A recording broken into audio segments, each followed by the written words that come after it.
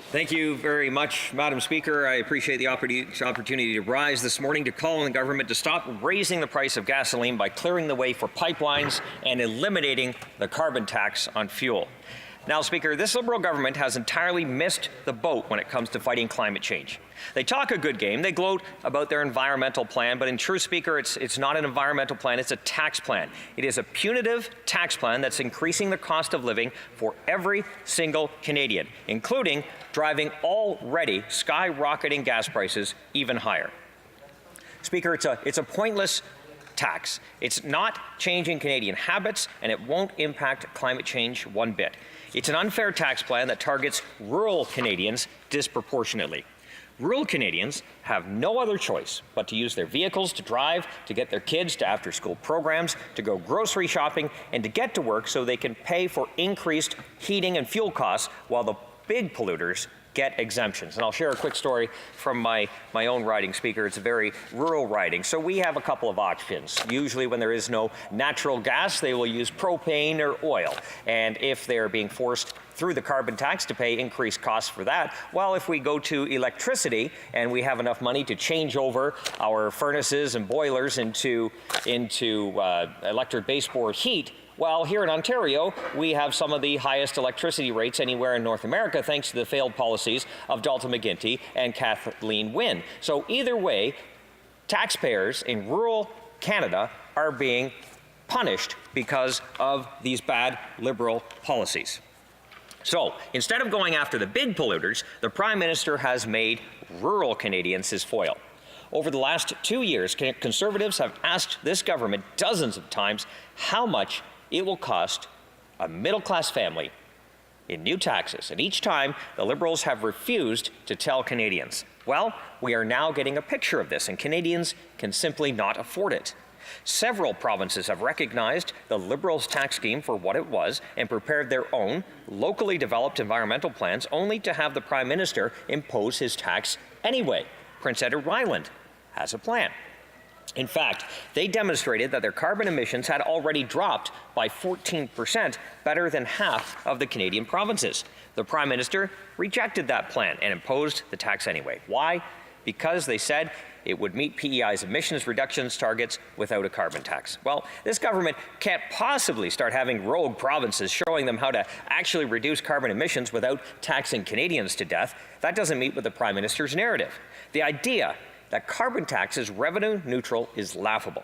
Anyone knows what's going to happen when this Liberal government starts seeing new tax dollars coming in. The temptation to spend it on another pet project is just going to be too hard to resist, Speaker. The BC Liberal government in 2008, which brought in a provincial carbon tax, promised that every dollar raised will be returned to the people of BC in the form of lower taxes. And for a short time, it appeared it would be just so. But former Liberal Premier Christy Clark couldn't resist all that BC taxpayer largesse. The BC Liberal government began spending the money on, among other things, tax goodies to encourage filmmakers. Filmmakers who, I am very sure, fly in electric jets as they crisscross the continent. Now, the current New Democrat Premier, John Horgan, quashed the whole idea of a revenue-neutral carbon tax from the get-go, treating it as another source of government revenue to be spent on whatever priorities the government of the day deems necessary. In Alberta, former Premier, NDP Premier Rachel Notley promised revenue neutrality but never delivered it.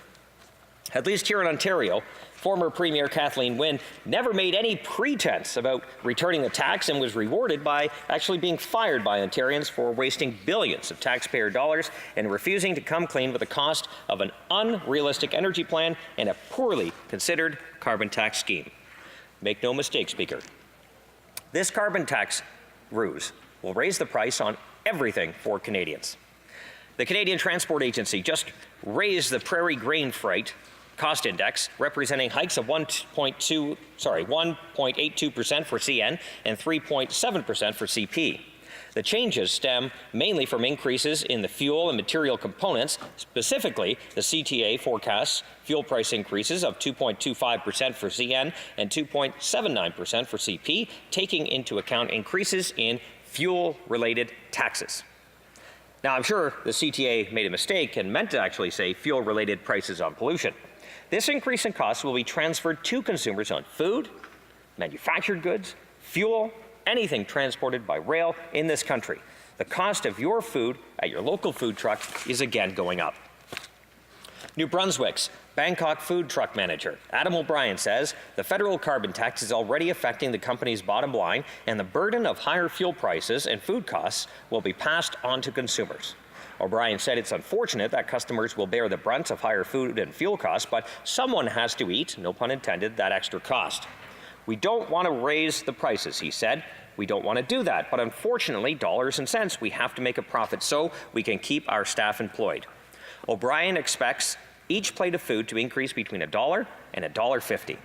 This is happening to chip trucks all across the country. In Saskatoon, Saskatchewan, the Prime Minister's carbon tax is being felt on education budgets. In its recent budget deliberations, the Greater Saskatoon Catholic School Board is estimating a $200,000 hit to its budget because of the carbon tax. Saskatchewan's education minister said, excuse me, that the province had to introduce $14.5 million in inflationary funding for school divisions for this exact reason.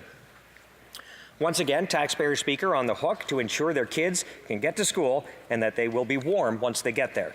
Despite having the highest carbon tax in Canada, emissions have continued to rise in British Columbia. As a result, British Columbians now pay more for gas than anywhere else in North America.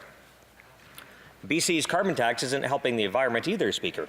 It's just costing people more to get to work and take their kids to hockey and soccer practice. Now, at least we can say they have the fitness tax credit to ease their, you know what, forget it. The Liberals actually canceled that too. Now, with gas breaching $1.70 per litre, it's just not hitting the wallets of average Canadians, but local government fleets of vehicles as well. Engineering, sanitation, and parks departments, ambulances, fire trucks, and police cars are costing cities and towns more money, which means it's costing taxpayers more money. The City of Surrey anticipates taxpayers could be on the hook for up to an additional $150,000 to $180,000 to fuel its fleet in 2019 compared to 2018. A Metro spokesperson said that if gas prices stay at $1.68 per litre, taxpayers will contribute about $200,000 more to fuel its fleet in 2019. BC Ferries, which Vancouver and Gulf Island residents depend on for access to hospital, fuels, and pretty much everything, spend just over $100 million on fuel in fiscal 2018, and they can simply pass along tax increases to its customers via fuel surcharges. Speaker, the Prime Minister and his Liberal government have further exacerbated the situation as anxiety continues to mount between Alberta and BC over the Trans Mountain Pipeline. Alberta Premier Jason Kenney proclaimed legislation that would allow his province to turn off the taps on gas shipments to British Columbia. Alberta supplies as much as 80% of BC's domestic fuel needs. Demand for fuel is high in British Columbia, and supply is limited because of the region's limited pipeline and refining capacity. Issues that could be resolved by building the Trans Mountain Pipeline expansion, and yet this Prime Minister continues to delay any announcement on exactly when shovels will finally get in the ground on a pipeline approved years ago. The BC NDP have stated that high gas prices can be resolved by having more refining capacity to meet demand. I'm actually not sure who will actually invest billions of dollars to build refining in BC when its government won't allow crude oil to be transported through its province. This sounds like the perfect investment for this Liberal government, actually. The truth is, none of this would be an issue today if the Trans Mountain Pipeline expansion was being built by the private sector. Now, Speaker, private sector investment for refineries would be there, not fleeing to the United States if it wasn't for this Liberal government. Canadian taxpayers would not own a $5 billion plus pipeline to nowhere if this government would simply recognize, like province after province in this country has recognized, that their carbon tax is a tax and not a plan. They could actually provide real relief to Canadians from coast to coast to coast. Thank you, Speaker.